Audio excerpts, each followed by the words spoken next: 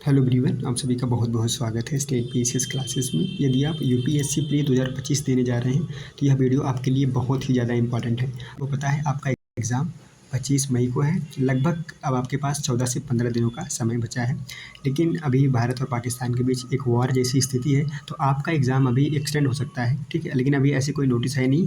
अभी आप मान के चलिए कि आपका एग्ज़ाम यहाँ पर 25 मई को ही है, ठीक। तो लगभग आपके पास यहाँ पर 14 दिनों का समय यहाँ पर बचता है, ठीक है। इस वीडियो में बात करेंगे कि भारतीय भूगोल इंडियन ज्योग्राफी को हमें जो है कुछ ऐसे टॉपिक को पढ़कर 4 से 5 क्वेश्चन आराम से हम सही कर सकते हैं। तो ऐसे कौन-कौन से टॉपिक हैं उस पे बात करेंगे। पहले आप प्रूफ के साथ देखिए क्वेश्चन कहाँ से बन रहे हैं।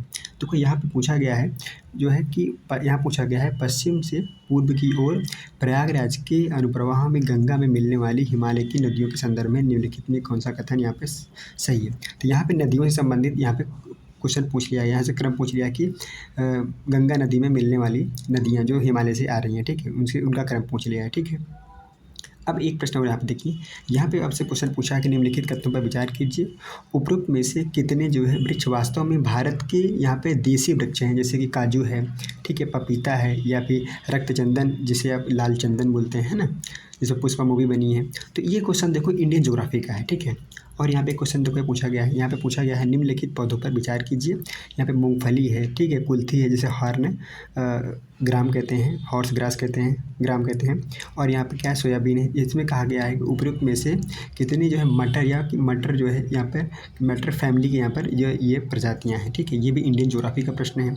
एक प्रश्न यहाँ पे पूछा गया है यहाँ पे कि प्रत्येक वर्ष 21 जून को निम्नलिखित में से किस अक्षांश के दिशांतर पर 12 घंटे से अधिक समय तक यहाँ पर सूर्य का यहाँ पर प्रकाश विद्यमान रहता है। जैसे आपको बताना है कहाँ पर रहता है, कर्क रेखा पर रहता है, मकर रेखा पर रहता है, या फिर विषुवत रेखा पर रहता है, या फिर उत्तरी ध्रुव पे रहता है यहाँ पे, ठीक है।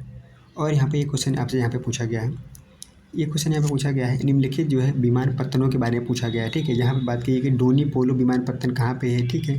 कुशीनगर अंतर्राष्ट्रीय विमानपत्तन के बारे में पीछे पूछा गया है। आप यहाँ पे विजयवाड़ा अंतर्राष्ट्रीय यहाँ पर विमानपत्तन के बारे में यहाँ पे पूछा गया है। में पूछा गया है कि हाल ही में उपयुक्त में से किसका निर्माण जो है नवीन ग्रीनफील्ड परियोजना के रूप में यहाँ पर किया जा रहा है, ठीक है। तो यहाँ पे देख रहे हो। और यहाँ पे देखो एक क्वेश्चन पूछा गया झरनों से संबंधित पूछा गया है। जैसे झरना है, ठीक है, यहाँ पे पूछा गया जैसे कि जल प्रपात यानी कि झरने के बाद, जैसे धुआंधार झरना कहाँ पे है, कि मालवा में है, किस नदी पे बनाया गया है, ठीक है। जैसे हुंडू है कहाँ, छोटा नागपुर में है या सोन नदी पे बनाया गया है, ठीक है। या फिर ये है गिरसोप्पा कहाँ है, यहाँ पे आपको बताना है पश्चिमी घाट में है या फिर नेत्रवली में है, ठीक है। तो यहाँ पे ये क्या है कि ये जो क्वेश्चन जो है कहाँ से बने हुए हैं, ये सब क्वेश्चन जो है इंडियन ज्योग्राफी से बने हैं। तो हम बात करेंगे आपको कौन कौन से टॉपिक इन 14 से 15 दिनों में आपको कवर करके जाना है।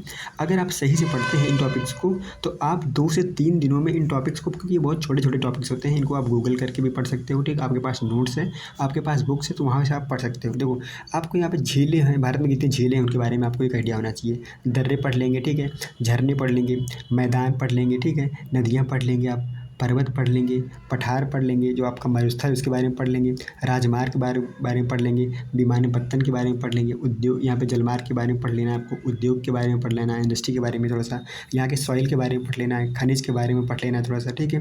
और यहाँ पे खनिज स्थल कहाँ कहाँ पे खनिज यहाँ पर पाए जाते हैं, और यहाँ पर प्राकृतिक वनस्पति के बारे में आपको थोड़ा सा यहाँ पर आइडिया होना चाहिए। कुछ चीज़ें मैं यहाँ पर मतलब ऐड कर दे रहा हूँ, उसको भी यहाँ पर आपको पढ़ लेना है। जैसे कि कृषि में क्या है, एग्रीकल्चर में बहुत सारी फसलें हैं, फसलों को थोड़ा सा आप देख लीजिएगा, ठीक है। तो फसलों से संबंधित यहाँ पे क्वेश्चन आ जाते हैं। और थोड़ा सा लोकेशन वाला यहाँ पे देख लीजिएगा, इंडिया में बहुत चीज़ें ऐसी हैं जो कि लोकेशन से पूछ ली जाती हैं, ठीक है। जैसे भारत के बारे में आपको लोकेशन पता होना चाहिए, जैसे उसका उत्तर दक्षिण पूरा पश्चिम उसका लोकेशन क्या है, इसके बारे में थोड़ा सा आइडिया होना चाहिए। लेकिन याद रखिएगा इसमें जो है कुछ ही टॉपिक हैं जो कि इंपॉर्टेंट है, ठीक है। यहाँ से क्वेश्चन हर बार बनते हैं, ध्यान रखना। आप जैसे यहाँ पे पर्वत है, पठार है, नदियाँ हैं, ठीक है, और यहाँ पे आपके प्रोसेस दर्रे इस बार नहीं पूछा गया, लेकिन और बार यहाँ पे पूछा जाता है, ठीक है। तो कुछ ऐसे टॉपिक्स हैं यहाँ पे, प्राकृतिक वनस्पति यहाँ से भी आपके क्वेश्चन यहाँ पर पूछे जाते हैं, ठीक है। और यहाँ पर जो है खनिज स्थल जो है आपसे पूछा जाता है कि कौन सा खनिज यहाँ पर पाया जाता है, लोहा कहाँ पाया जाता है, सोना कहाँ पाया जाता है, चांदी कहाँ पाया जाता है ना। तो ये सारी चीज़ें आपको पता होनी चाहिए। तो ये अगर ये टॉपिक आप कवर कर लेते हैं तो आई होप भूगोल से आने वाले 4 से 5 क्वेश्चन आप आराम से कर लेंगे। अगर 4 से 5 क्वेश्चन का मतलब है आप 10 नंबर जो है इन छोटे छोटे पिछले टॉपिक को कवर करके आप इस टॉपिक को ज़्यादा से ज़्यादा 2 से 3 दिन में आप आराम से कर सकते हैं। अगर रोज़ इसमें 2-2 घंटे का समय देंगे, 2-2 घंटे का इसमें, तो 2-3 दिन में इसको आराम से ख़त्म कर सकते हैं। तो यहाँ पे 10 नंबर का आपका यहाँ पर काम बन जाएगा कि इंडियन ज्योग्राफी से, ठीक है।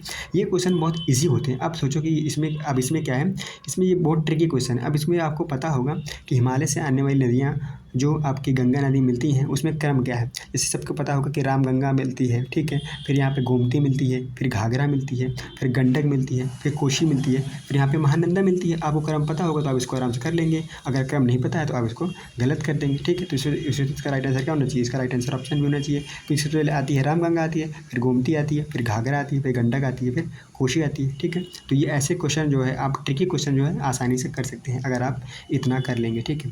मेरा दावा है अगर आपने इतना कर लिया तो आप इंडियन ज्योग्राफी से 4-5 क्वेश्चन आने वाले प्रश्न आप सही कर लेंगे। देखो लास्ट के अंतिम दिनों में आपको सब 3 सब्जेक्ट पे फोकस करना है।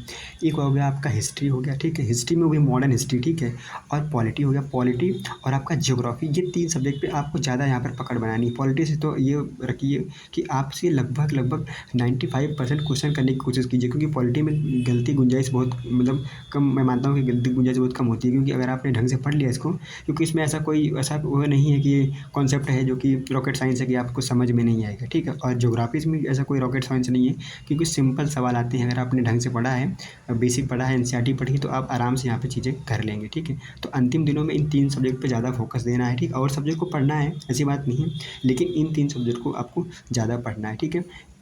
अन्य एक वीडियो मैं वो बनाऊंगा जिसमें हम बात करेंगे कि हिस्ट्री में और पॉलिटी में आपको किन किन टॉपिक्स को पढ़ना है, ठीक है। वीडियो कैसा लगा आप लोग मुझे कमेंट करके जरूर बताइएगा। वीडियो देखने के लिए बहुत बहुत धन्यवाद। Thank you so much. Channel को लाइक शेयर सब्सक्राइब जरूर करें। Thank you so much.